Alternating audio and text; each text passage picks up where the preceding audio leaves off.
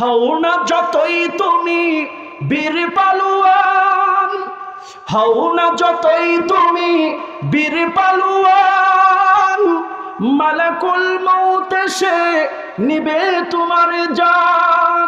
3.5 হাত ওই মাটির ঘরে রবে তুমি একা পড়ে। কথা বলেন ঠিক না বেঠিক? ও বাবা, আপনাদের চক্ষুটা একটু বন্ধ করেন।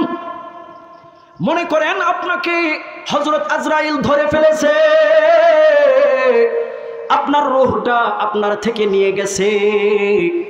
ও বাবা, এখন যেমন চক্ষু বন্ধ করেছেন, আপনার ডানে কে আছে তারেও দেখেন না, বামে কে আছে তারেও দেখেন না, সামনে কে আছে তারেও দেখেন না, এমনকি কোন মৌলবী মাইক দিয়ে আপনার সামনে কথা বলতেছে তারেও দেখেন না। ও বাবা, এমন একদিন চলে আসবে যখন আপনার দেহ থেকে রূহ পাখিটা হযরত আজরাইল নিয়ে যাবে। তেমনি ওই দিন আপনার সামনে শুধু অন্ধকার অন্ধকার দেখা যাবে।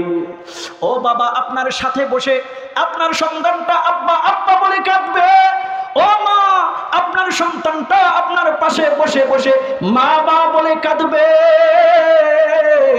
আপনি শুনবেন কিন্তু সাড়া দেওয়ার ক্ষমতা আপনার মাঝে থাকবে না। ও মা, ও বাবা, আপনার যখন রূহটা চলে যাবে, আত্মীয় স্বজনকে ফোনের মধ্যে জানাবে, আহ আমাদের অমুক মিয়া আর দুনিয়াতে নাই, যদি শেষ দেখার ইচ্ছা থাকে অতি তাড়াতাড়ি চলে আসো।